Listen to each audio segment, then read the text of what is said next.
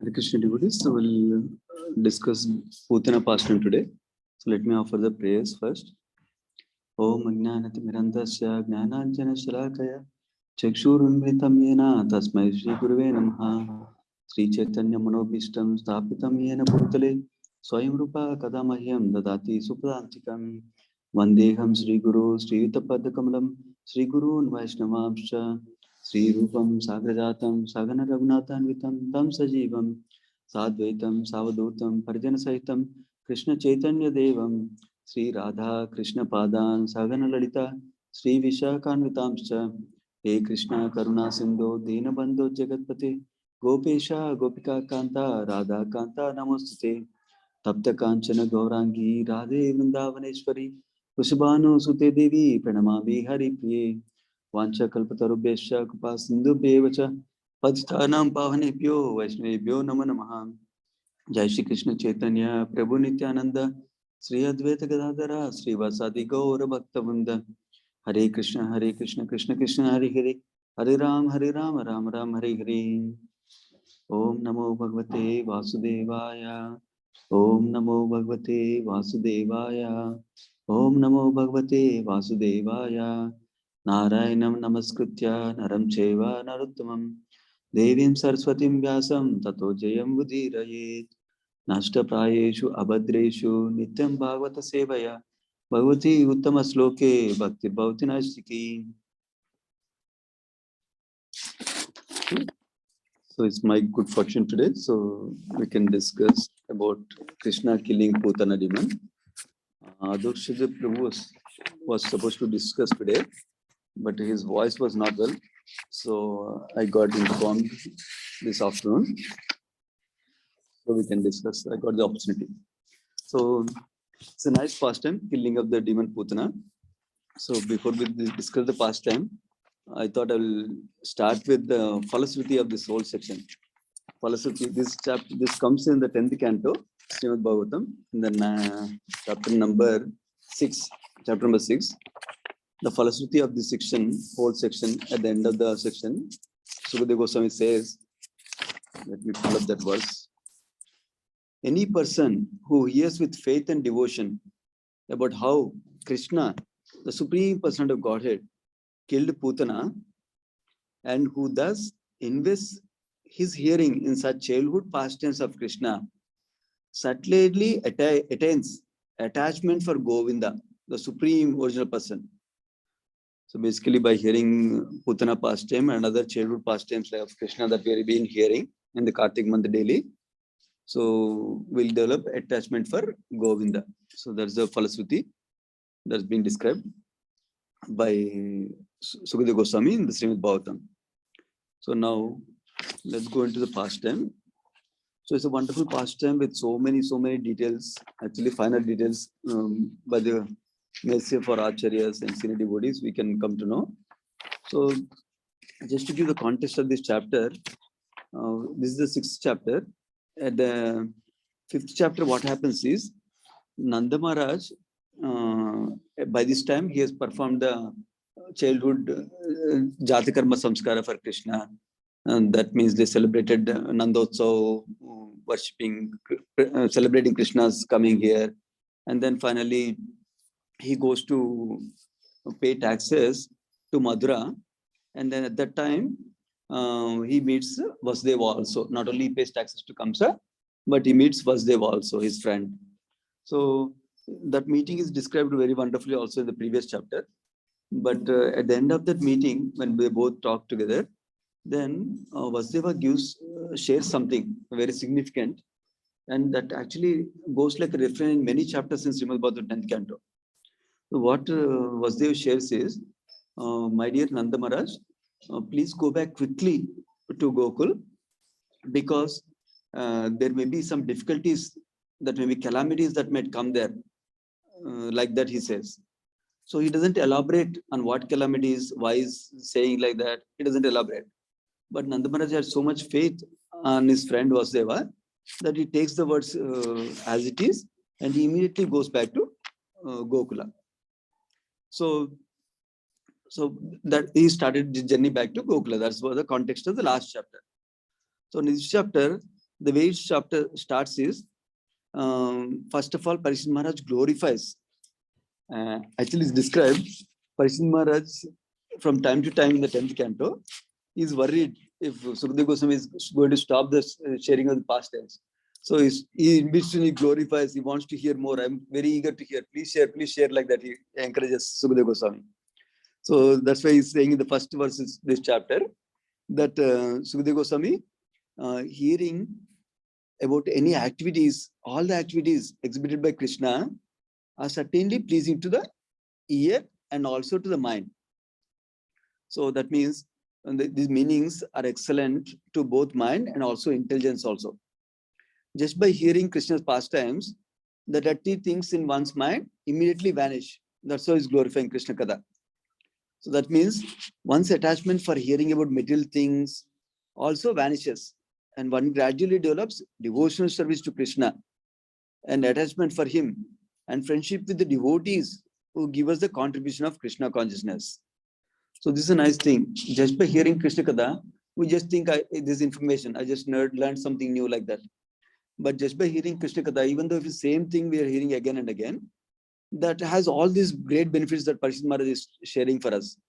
So attachment to material things goes away, which is very hard for us to give up. We know out of the 10 offenses of holy name also, every day we recite the 10th verse that not to be attached to material things, right? So that will easily go away by hearing Krishna Katha. And one gradually develops bhakti also. And then attachment for Krishna we develop. Naturally, detachment from material things comes because we develop attachment for Krishna. And then we develop friendship with devotees. That is also important because that is a sign we should watch out for. Are we being nicely disposed towards other devotees? Are we developing friendly feelings to other devotees? Are we going away from devotees?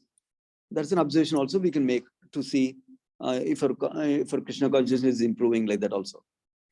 Of course, there are situations where we need to exercise discrimination, that where we have some unfavorable association for a particular devotee who's still getting purified, who's still getting developed. We can make the distance.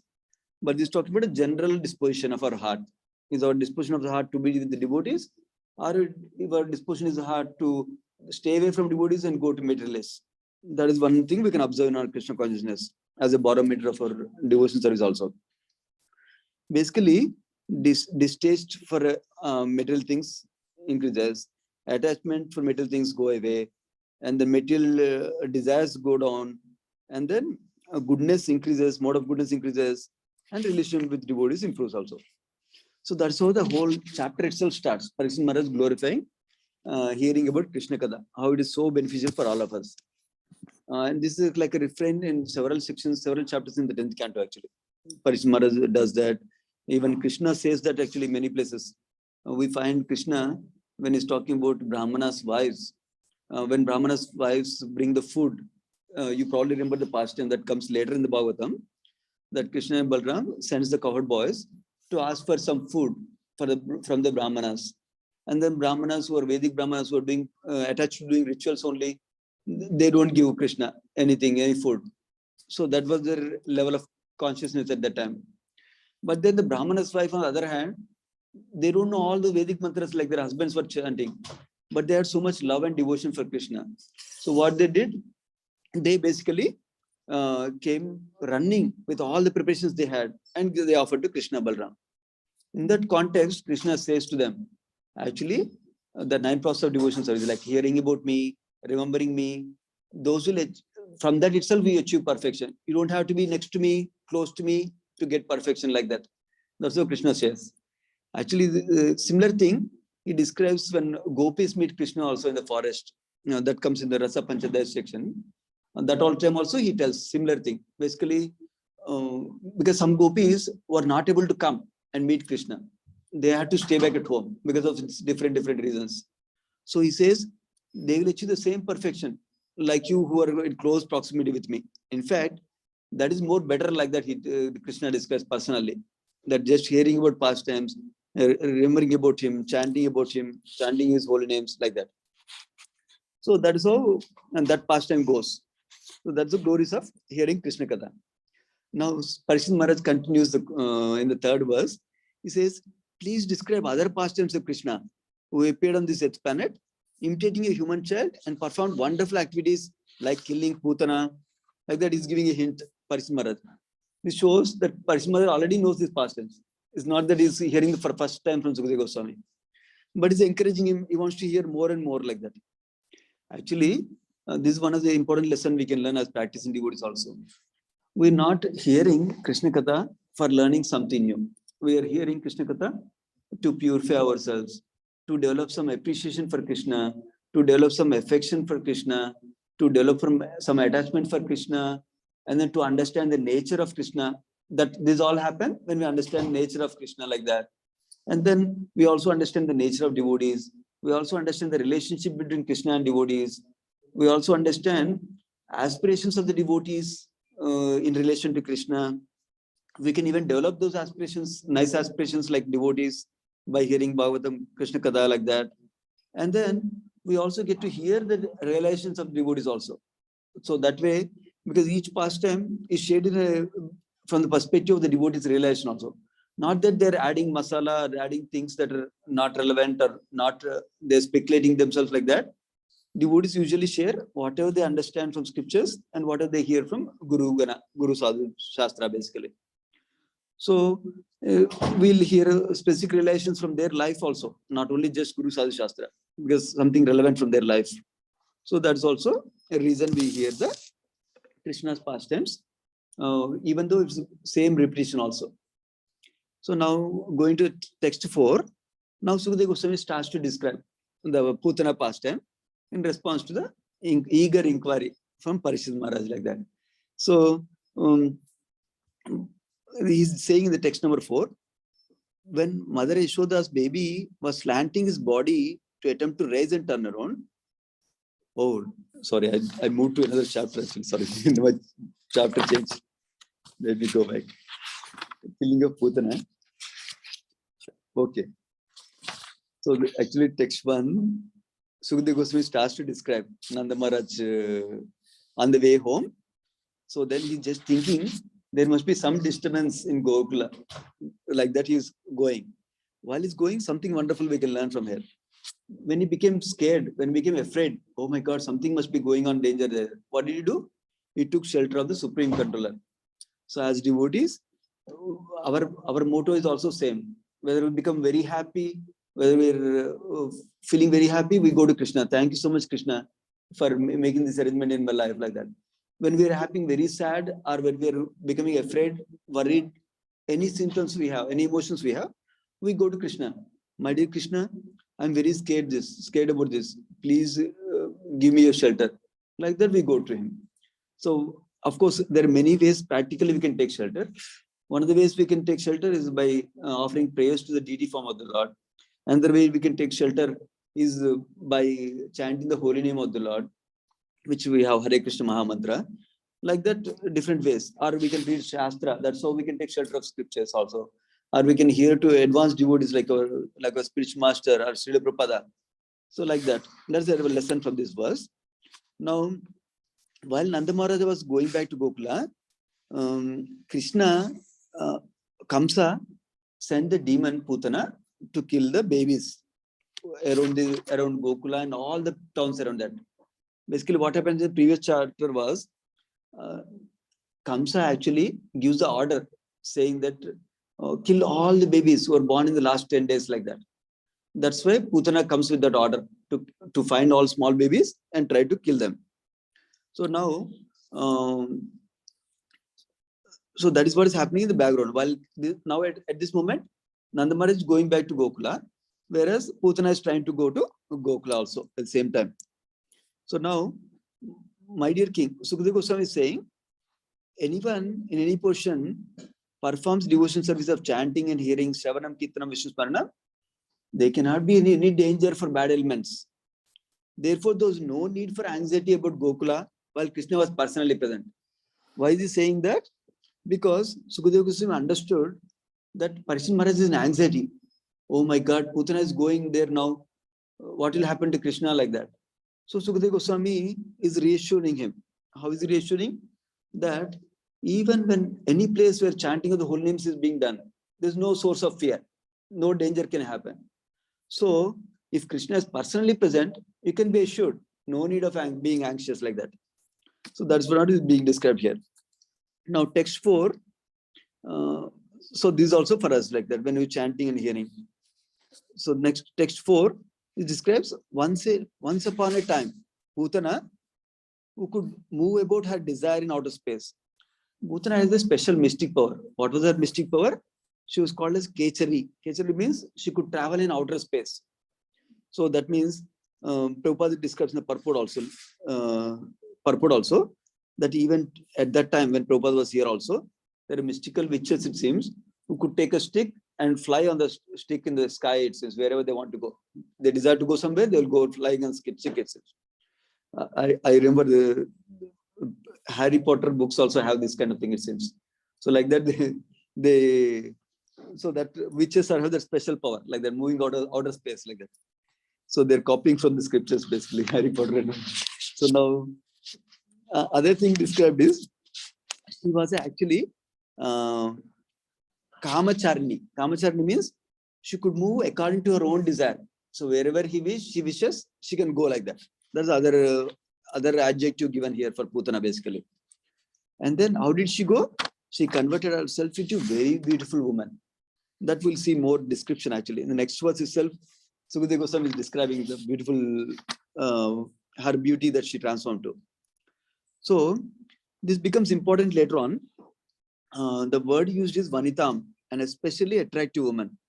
So basically her whole bodily beauty is being described in this particular verse, especially how her body was shaped, and then how she was dressed nicely also, how she was wearing a garland of Mallika flowers in her hair, and then how she was wearing a beautiful earrings, and then how everyone saw her beauty, and she drew the attention of all the Vrajavasis because of that beautiful form that she took her.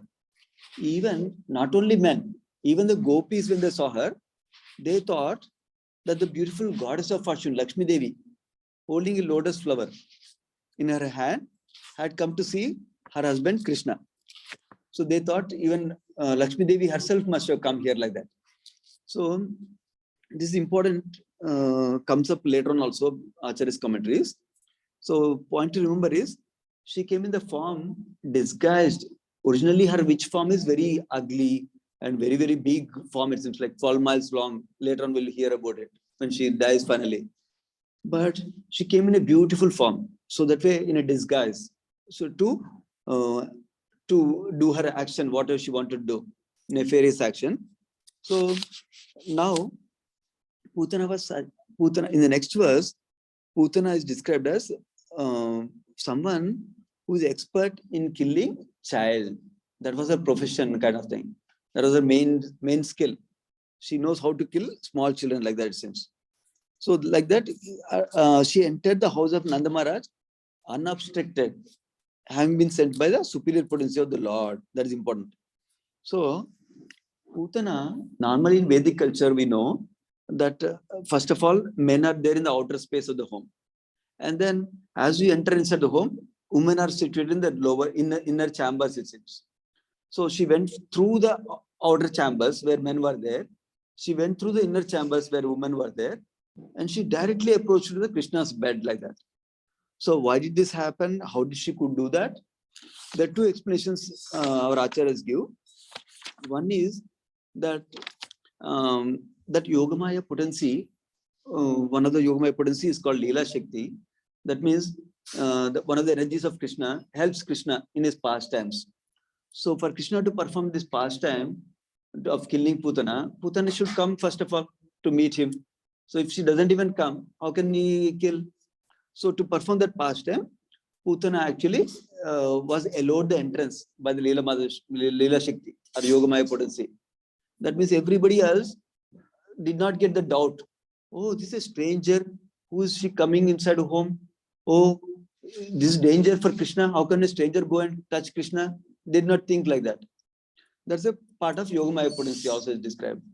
And another aspect described is actually Putana was so beautiful that the beauty mesmerized them. In the sense, they thought she must be a higher demigoddess like Lakshmi Devi. So the fact she is coming to our home, is very, very auspicious for us. And then they thought she's going to Krishna and hold Krishna. That's even more auspicious. Krishna is getting so much benefited. So they were thinking like that instead. That's the other description given. And the third description also given is that actually Narada Muni helped her to go inside, how to go inside like that. She was bewildered how to go inside. Narada Muni helped her also like that is described. Not much details are given how Narada Muni guides her like that. So those are a few aspects given in this section. And then the same verse, she is described as when she saw Krishna, what was her reaction? She saw Krishna sleeping in the bed, it seems. Then she saw, oh, he has unlimited power. He's covered like a powerful fire covered by ashes. Like that she was thinking. That means she could understand that Krishna was not an ordinary child, but was meant to kill all the demons. So the purports indicated in one of the sections that Krishna gives intelligence to everyone to understand. So whether we hear to the intelligence or we do according to our mind is up to us. So that means many times we get the conscious feeling, oh, this is the wrong thing I should not do. This is not pleasing to my guru. This is not pleasing to Krishna, like that. But still we go ahead. That's an action we need to check ourselves, because we need every action we are doing. We need to see, is it anukula for bhakti or pratikul for bhakti? Anukul means favorable to bhakti. Pratikul means unfavorable to bhakti. That's one of the two of the 6 limbs of surrender, right? So that way we need to always check. And actually it's not that we don't know. Many times we heard so many instructions, but then we discount them. It's okay. One time it's okay. It's okay. Second time only it's okay. It's okay. Third time it's okay, like that. But we should pay attention to our consciousness to see if you're doing something pleasing to Krishna or not. So that is what is going on here. Now, Lord Krishna understood that Putana came to kill him because he's Supreme Lord, he knows everything. So at that time it's described in Bhagavatam, the way it's described in the translation for 8th verse is Krishna afraid of her, Krishna closed his eyes, like that is described. But our acharyas give a commentary on why Putana closed her eyes actually. I was listening to lecture from Gauranga Prabhu. He was describing several reasons actually. About 10 reasons he was describing, Gauranga Prabhu, why Krishna closed his eyes when he saw Putana. So first is, Putana is representing ignorance. That means tamoguna. So that means if he opens his eyes, Krishna sees Putana, she'll be given knowledge. So if she gets the knowledge that Krishna is Supreme Lord, Putana will not attempt to kill him. That means he cannot do the pastime that he wants to do, perform. So that is one reason Gauranga Prabhu was explaining. Second reason he was explaining was that Putana was a child killer. That means killing so many small babies. So Krishna didn't want to see the face of somebody who's a child killer like that. He didn't want to see. That's why he closed his eyes. And the third reason he was giving, Gauranga Prabhu was describing that this is a wonderful reason. Actually, throughout this pastime, one of the things we can see is Krishna's merciful nature. That helps us to get motivated, inspired to serve Krishna. So that is a wonderful whole lesson of this pastime we'll discuss also. So Krishna actually wanted to deliver Putana.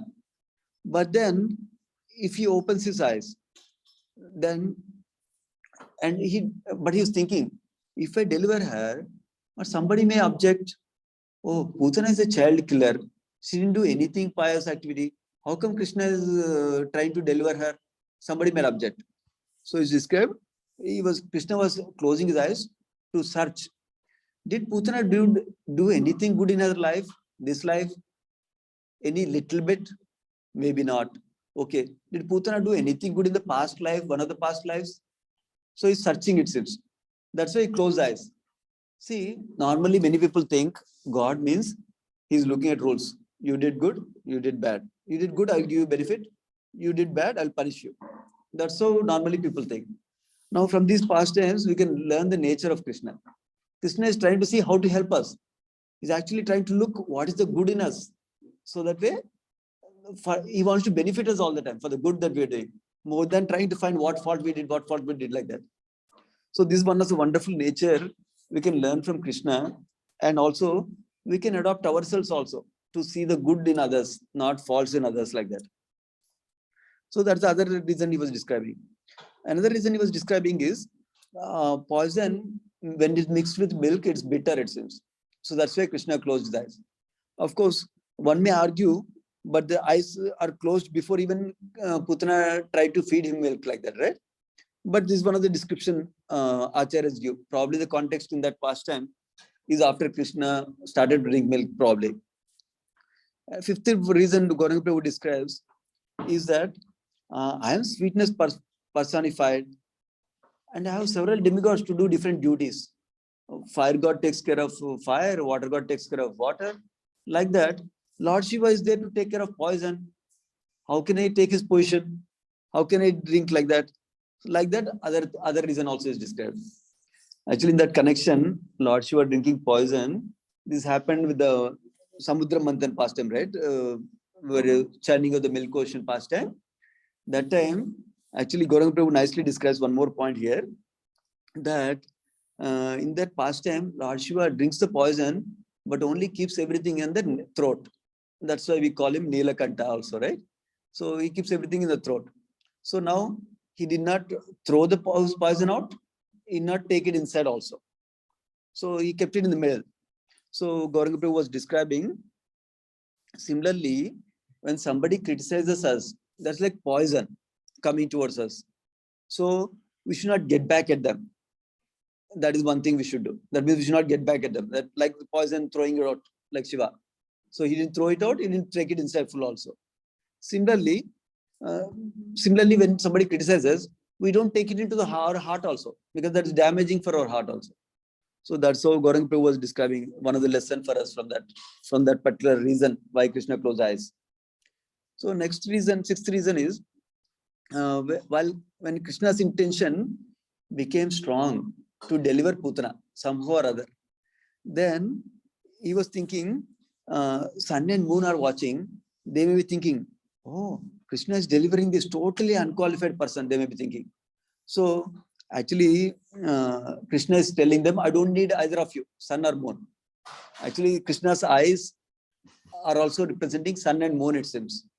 That's why Krishna closed his eyes, saying that I don't need you both to deliver here, Putana, like that.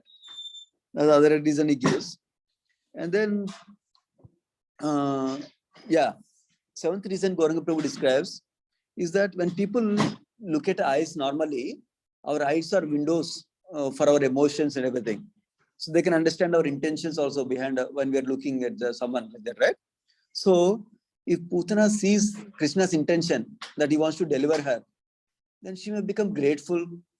Then when she becomes grateful, she may not proceed with her plan to kill him with poison. So that's why Krishna wants to close her eyes, so she cannot detect his intention like that. So the eighth reason is describes is, when I came as Lord Rama, that time also first demon I killed is Tataka, woman. So now also I'm killing the first demon I'm killing is lady only. Why am I killing lady all the time first like that? That's why Krishna closed his eyes, it seems. He felt bad basically. So ninth reason Gauranga Prabhu describes is, if I kept my eyes open, maybe Putana may be upset. And then she'll shout and out of danger and disturb everybody, Mother Yashoda, everybody. Then the pastime cannot happen. So that's why he closed eyes, so that Putana doesn't get disturbed, doesn't get scared like that. And the last reason he describes is the most favorable thing. My closing the eyes is the most favorable thing, so that we can complete the pastime. Like that was embodied in other reasons also, but Gauranga Prabhu was describing like that as an additional reason. So one of the main thing we can see from here is Krishna magnifies whatever small good he sees in all of us, in practicing devotees or even who is not devotees also. That is the main lesson we can learn. One of the main lessons we can learn here. Gauranga Prabhu was describing there are 6 types of vision that people can have. That was wonderful, I thought. Then we can see how are we performing in that area. How are we seeing things? The first way he says is, we see little bad in others and we magnify that as the most important thing. We don't see all the good things they have. Just see little bad and magnify this person is useless. This person doesn't fit anything like that. That's the worst vision we can have. Second thing is we only see bad. We don't see any good at all. That is second thing. Third vision is that we see both the good and bad, but we only take the bad in them. We ignore the good basically. Fourth is we see both and take only good. This is now we're going to the positive side. We see good and bad in another person, but we only take the good in them. That means we see the good in them more, appreciate more good things in them, good qualities in them. Then the next higher vision is see only good. And the final highest vision that Krishna is also exemplifying here is when we see little good and we magnify it.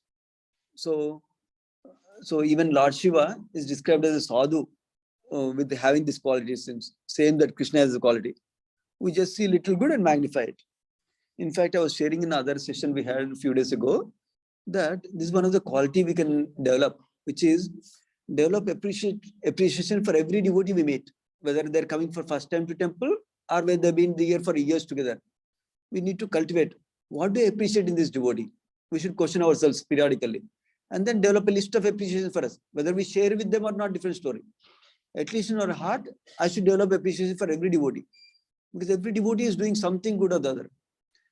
Each of us have bad qualities. That is given anyway. But everybody has some good also. So we should see that. In fact, other way we can apply this is that, remember 26 qualities of a devotee that is given in Chaitanya Charitamrita. Out of them, one is described as a primary quality or a pradhana quality. Second, other 25 are described as secondary qualities. And if we have this one primary quality, everything will come eventually. So what is the one primary quality? Krishna Eka Sharanam. That is described in Chaitanya Charitamrita. That means taking shelter of Krishna. So when we are interacting with devotees, we need to see this primary quality, how much they have. Not in terms of judging, they have little, they have more, they have not like that. In terms of they are trying to take shelter of Krishna or not. So the moment they're trying to take shelter of Krishna, that should give so much appreciation in our heart for them. Because somebody may be doing according to their capacity. That's okay. Whatever according to capacity. Each of us has a different capacity. Some may be able to come to temple once a year. That is their capacity right now. We can appreciate that. At least they make sure they come on Janmashtami day to temple. Such a nice quality they have. They have developed that culture from their parents like that. We can appreciate that. And somebody may come to temple once in a week and to take prasadam. That's a good quality. They'll get purified through that also. We can appreciate that because there's so many crores of people who are there outside. Who is coming to temple? Only few people are coming to temple. Like that we can appreciate. And then beyond that, somebody may come to temple and they will make sure they want to come to Aarti when they come. That's even more great quality they have. Not only they're coming for taking prasadam, they're coming at the time of Aarti, so they can see the Lord, they can glorify the Lord, they can engage in Aarti service for the Lord like that. And somebody, next higher level is, somebody wants to hear a Krishna Katha, then there is a little more appreciation for our heart should grow. And somebody starts the sadhana, first step they're making, which is they're chanting one round. I know devotees who chant 8 mantras for the last 3-4 years. Still, that's a big step for them. We should appreciate them. That means 8 mantras they're chanting fixed, steady, sustained, consistent. That is one thing they do every day morning. They get up from the bed, they chant itself. I can't do anything consistent, much of the things are out. But they're able to do that 8 mantras consistently in the last few years. So like that, we can develop appreciation for each of them. Then more than that, is devotees who are chanting 1 round every day. More than that, you were devotees who are chanting 4 rounds every day, 16 rounds every day, who are following 4 regulative principles every day. Not even 4 regulative. Some people are following 3 regulative principles every day. So we appreciate them. Then finally, some people, we have so many devotees who chant 16 rounds every day, follow 4 regulative principles. How much appreciation we should have for them. Then on top of that, the devotees who are inclined to serve in some way or other to Krishna, to temple, to devotees, then we can develop even more appreciation for them. Like that, we can develop appreciation for devotees in the heart. Then even if they do some mistake, even if they criticize us one time, or even if they cannot do something properly one time, we can easily discount them. Because when we have so much appreciation for them each individually, then it is easy to discount the negative qualities. Like the other day also I was sharing, right? This works even in the family also. Like when we make positive deposits in our family for our wife or husband regularly, then even if we make big mistake, they'll discount it. But if we never show appreciation for them, never do any service to them, never do any kind of loving exchange for them, they cannot discount anything. Even small mistake they say, they'll find it as the biggest thing in life. So that's the other lesson we can learn from here. Now, back to Krishna closing his eyes when Putana came.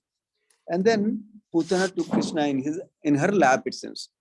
When Putana took Krishna in his lap, then is described, the analogy described by Sukadeva Goswami is like an unintelligent person takes a snake and keeps it on his lap, thinking that the snake is like a rope. Like that Putana did.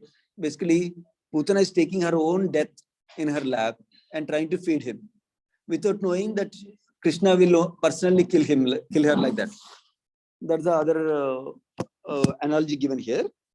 Now, Putana heart was, text 9 is describing, Putana's heart was very fierce and cruel. That is, inside intention was very cruel. She wants to kill Krishna. But she looked like a very affectionate mother. From the attire wise, how she dressed herself, beautiful woman like.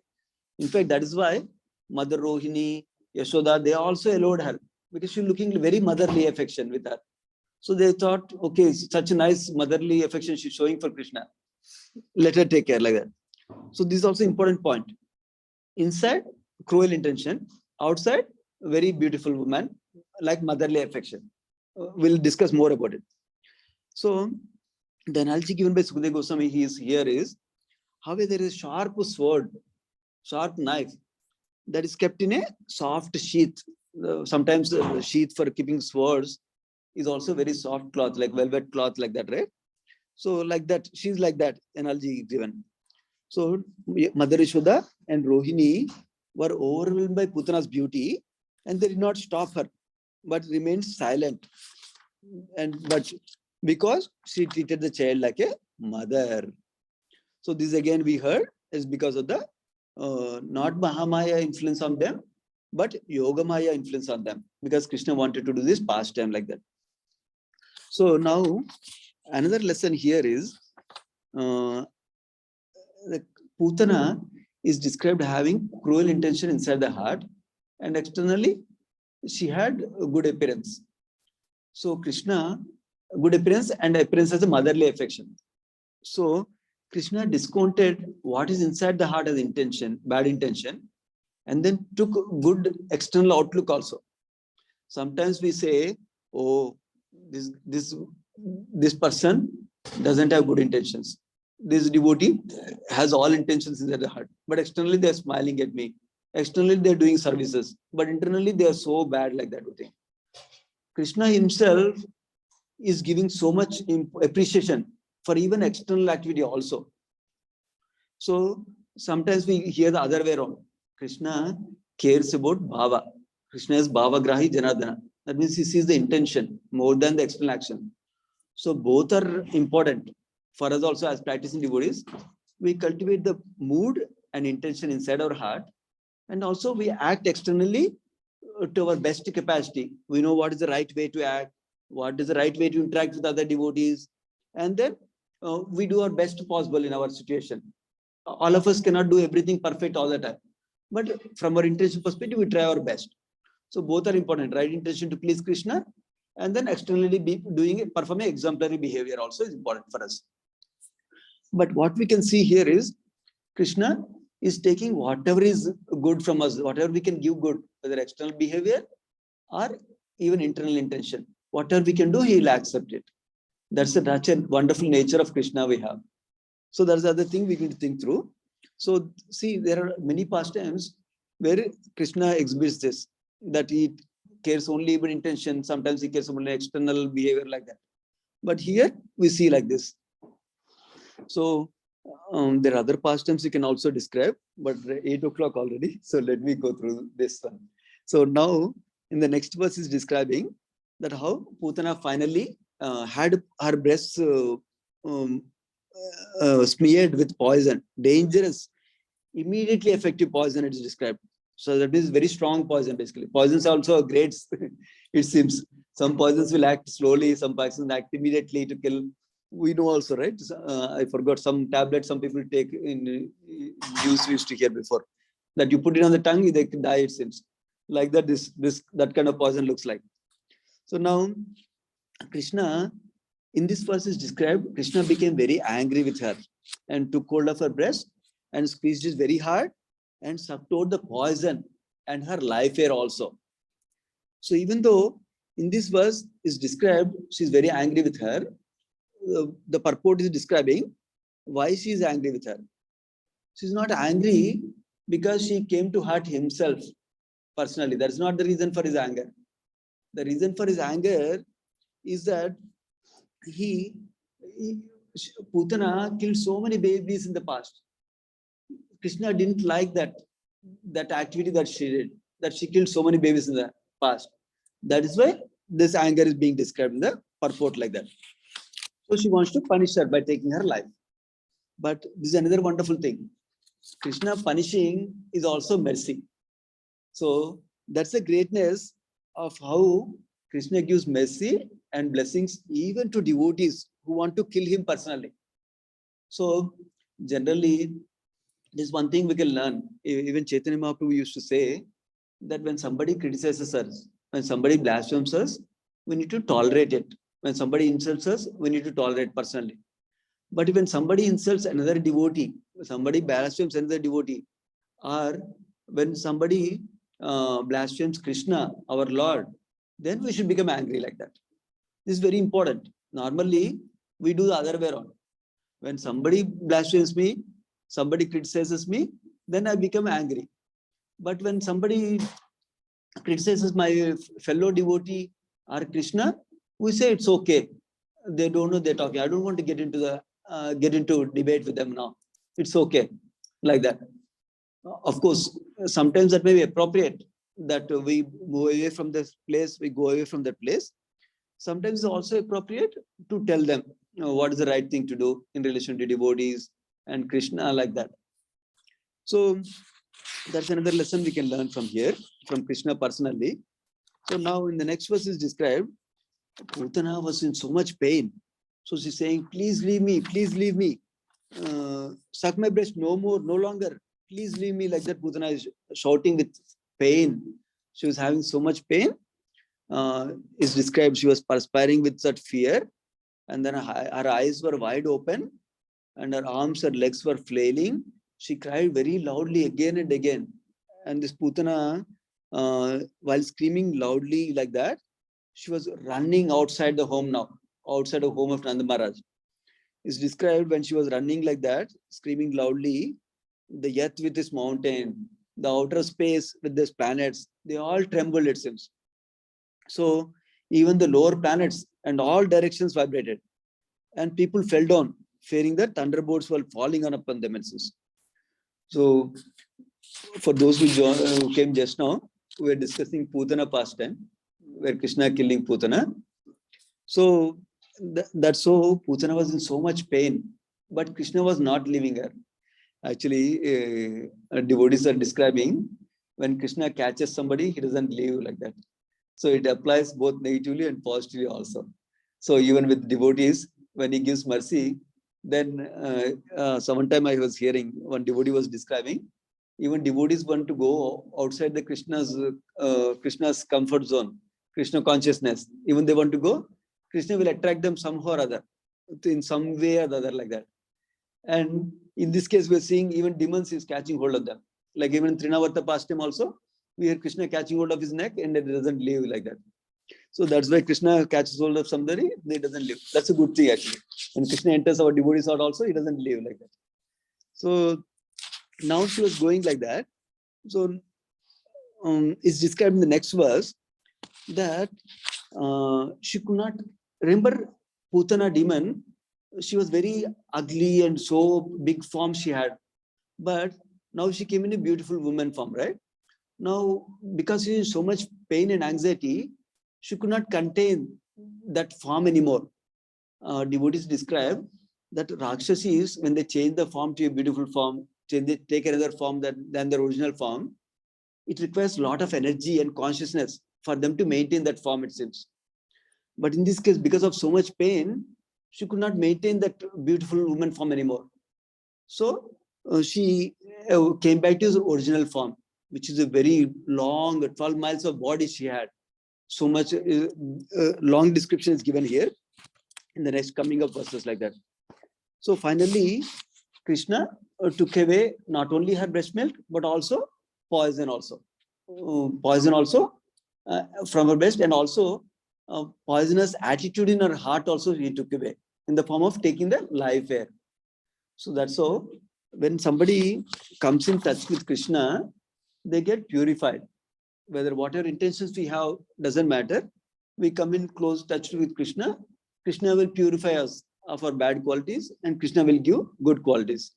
So other day we were discussing, when we do something for Krishna, Krishna will do 10 times better or 100 times more for us like that.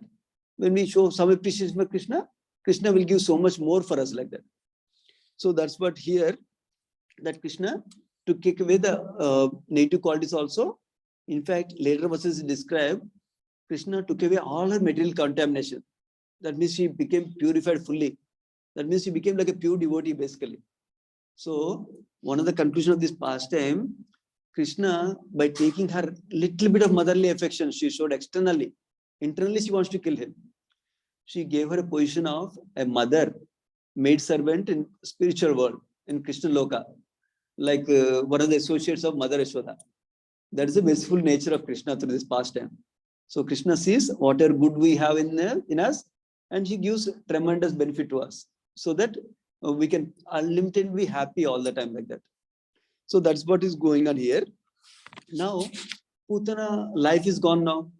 So Putana went outside the home we discussed, right? She went outside running, and she finally fell down after her life went away.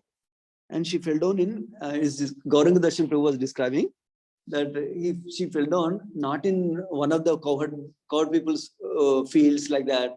She fell down in Kamsa's garden, it seems.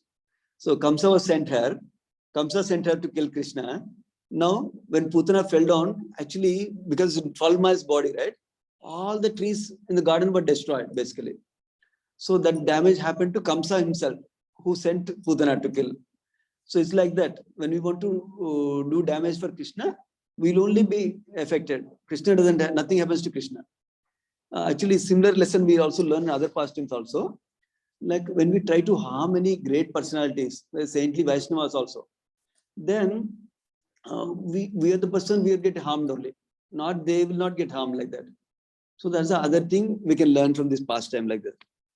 So now, in the next verse, the ghastly form of Putana is being described here.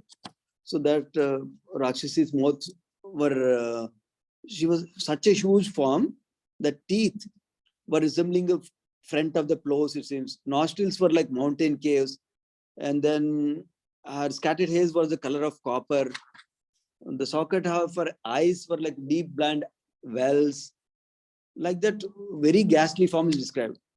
When all the cowherd women saw such ghastly form, they were very shocked, it seems, by Putana screaming first and seeing the ghastly body also. So then it's described that Krishna was fearless even in that situation. He was actually playing on Putana's body. So that means now when gopis saw Krishna that fearless and playing on the body of Putana, they immediately came forward with great jubilation and they picked him up, it seems. So it's described, they did not feel bad, they did not feel worried. Oh, Putana will do something for me, Putana will get up or something like that. They did not think like that. They were very happy to make sure Krishna is safe first. They're not thinking about our own danger like that. So, I don't know, the darshan will open at 8:20. Yeah, in 10, 12 minutes now. Yeah, yeah, sure. You can either stay here or come back 8:20, whichever. Sure, thank you. So then, so it's described that, yeah, so cowherd men and women had so much affection for Krishna. They did not think about their own self. There's a level of selflessness that we can aspire towards. In fact, I was sharing the other day, through devotional service also, we're cultivating from enjoying mood, we're transforming it to service mode, like that, right? Similarly, from selfish mode to selfless mode, we're practicing devotees, we're gradually growing that quality of selflessness, like that. So one of the ways to develop selflessness is to be ready to serve whenever opportunity comes, whenever we're eager to have opportunity to serve Vaishnavas, temple, or the deities, or the mission of Srila Prabhupada, like that. That is one of the ways we can develop selflessness. Because the reason that is called selflessness is because all of us have enough things in our life. Even if somebody doesn't give one more service to us, we can be busy for a whole lifetime, because we have enough things in our life that we created for ourselves that keep us busy. But then why is selfless? Because if we need to do one service, then we need to sacrifice something that we already planned for it. I planned something for the day. I planned for something for the week, something for the month. Now suddenly service opportunity comes. So that is where Krishna is testing our selflessness or service mode, like that. So then we try to do. Of course, this is not a rule. If I'm not able to do service when somebody asks, that means I'm bad. Not like that. It's basically is a mood that we are cultivating as devotees. Majority of the time, we try to accommodate to our best possible extent, of course. So now, another wonderful section that happens here. After they saved Krishna from the top of Putana, right? What happens is, Mother Yashoda and Rohini were described as shocked. Wow, such a big demon came like that. Krishna is in big danger, like that. Then that time, other cowherd women came forward. And what did they do? They did different rituals to protect Krishna, like using cow products, like that. They basically, different cow products they use, like generally it's described, they bathe Krishna with cow urine. They put tilak to Krishna with a cow dung and 12 places of the body, like we keep, right? They keep that for Krishna, like that. So there are two aspects here. One aspect is cow protection is so important. Cow is so important, like that. Number one, cow products are important. Second aspect is that they had such a wonderful relationships among each other. Yashoda Mataji, Rohini Mataji, and other cowherd women, that when they're in distress, when they're shocked, they could not even do some physical things that they want to do to protect their own child. But the other women came forward and took care of it. Like that, when we develop loving exchanges among ourselves also, our friends, we should be ready to help our friends whenever they're in some danger. It doesn't need to be, I want to read this book, we'll read together. It can be also be they have some physical thing that we can help out with, like that. So that's the other way. Also, loving exchanges can be developed among devotees. That's what Gauranga Darshan Prabhu was highlighting from this pastime. How Mother Yashoda and Rohini, and they were shocked. All the other cowherd women were ready to help, and they helped jump in, like that. So another wonderful thing to note is the value of applying tilak, especially on 12 places of the body. So many devotees start with applying tilak for going to temple. Some devotees start only for going to temple. Some devotees start only when they have a guest coming home, some saintly personality coming home. Some devotees go a little bit further. Every day morning they wear tilak on the forehead.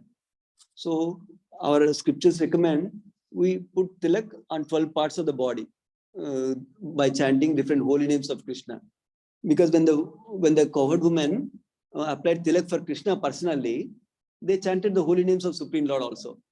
So the essence of putting tilak is not just for the main thing is for protection, our protection. That means we are chanting the holy name of the Lord and we are meditating on Supreme Lord when we are putting tilak.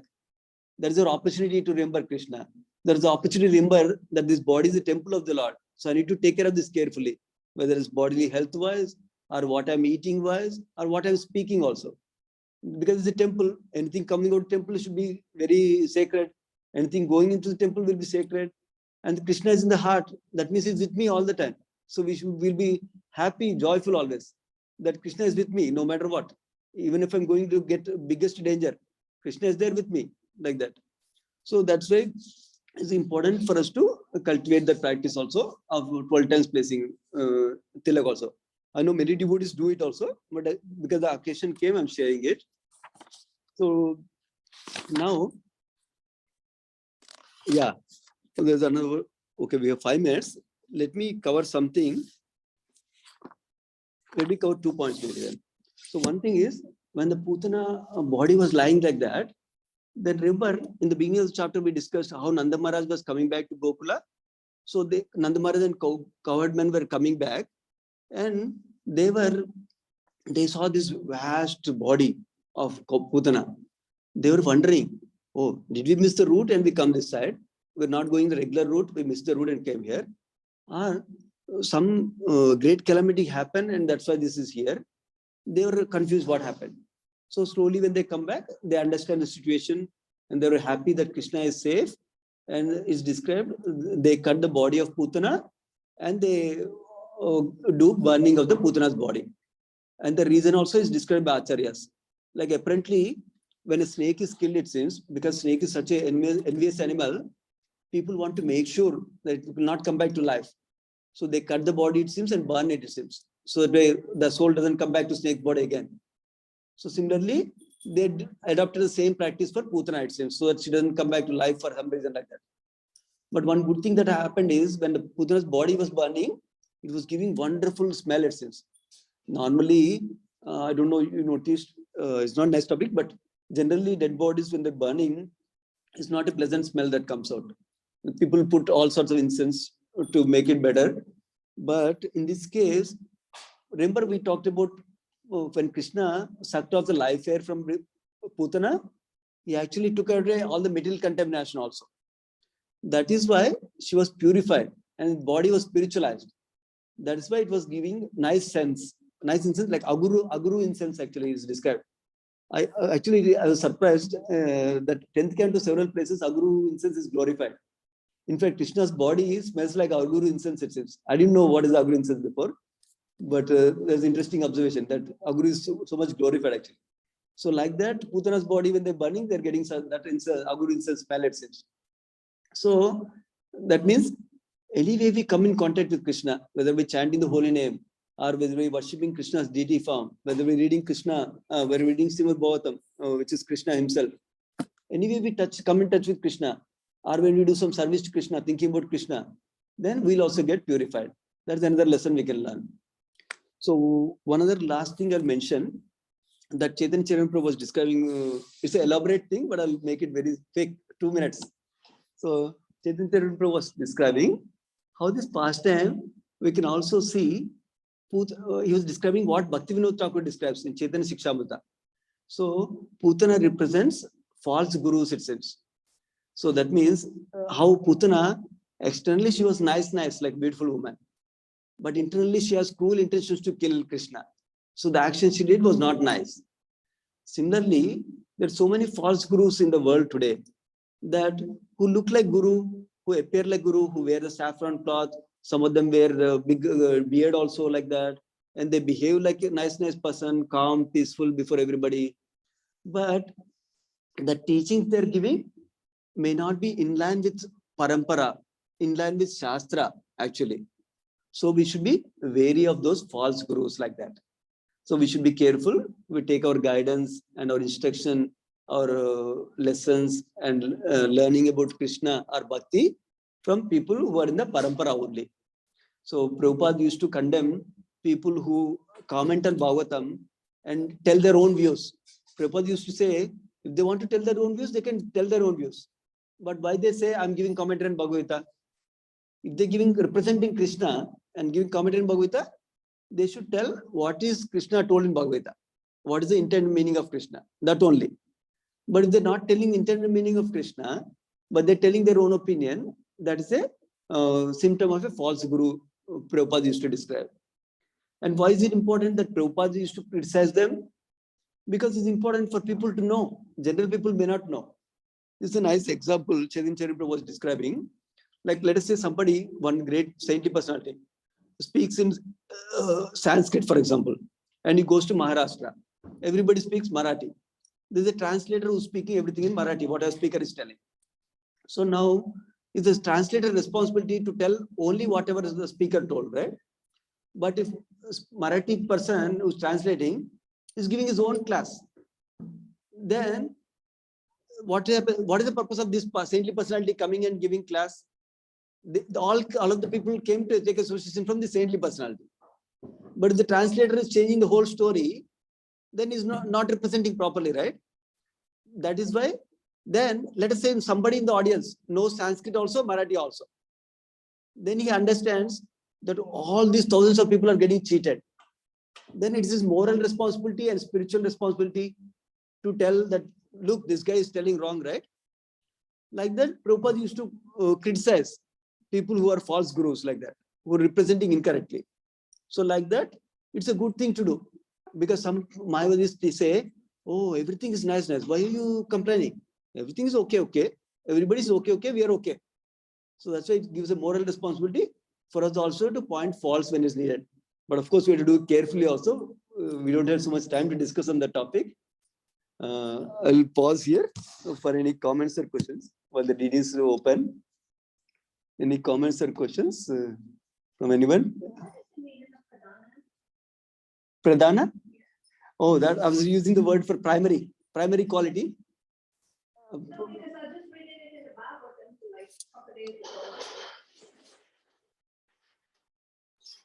Okay. So Sri Radha Madhav ki jai, Jagannath Baldev Subhadra ki jai, Nitya Gaur Sundar ki jai. What is the context? Is it talking about the creation time? Okay. Pradhan is the starting point of whole creation, actually. Everything is, the way it's described is that the whole, like in a warehouse filled with full of parts, right? Like that, everything is there. The original, like an original lump of everything should put together in one place before even getting sorted out like that. That's what is described as Pradhana. And later that gets manifested by modes of nature interaction. It becomes alive and they get separated, and then mind, senses, sense objects, they all get created after that. Yeah. Yeah, that's how it starts, like material nature only in unmanifested form. Yeah, sure. Yeah. Any other comments or questions? I see Hitesh Prabhu has a raised hand. Please go ahead, Prabhu. Any comment or question? Hare Krishna, Prabhu. Thank you for the good story, Prabhu. Just one question I have. Yes, why Narad Muni helped Putana? Just want to find out. Oh, that's a nice question. Because this happens many times in the 10th canto, actually. That Narad Muni even tells Kamsa, oh, you need to go, you need to take care of Krishna right away. Because like that also. Why is he helping Kamsa? Like that, right? The reason is, few devotees like Narad Muni, they know the Trikalagna. They know past, present and future also. And they're so eager to see Krishna's pastimes, it seems. So they want to see Krishna's pastimes. So they'll hasten or they'll speed up the pastimes, it seems. So that's how our acharyas describe why Narad Muni does these things to increase the speed of the pastimes, like that. Makes sense, Prabhu? I don't know if Hitesh Prabhu. Yep, thank you. Yeah, welcome, Prabhu. Yeah, any other comments or questions? Okay, so we can end here. Srimadbhagavatam ki jai, Srila Prabhupada ki jai. Let's offer obeisance to Vaishnavas. Vancha kalpatarubhyascha kupasindubhyevacha paditana pavanebhyo Vaishnavebhyo namo namaha. Thank you so much, devotees. Hare Krishna.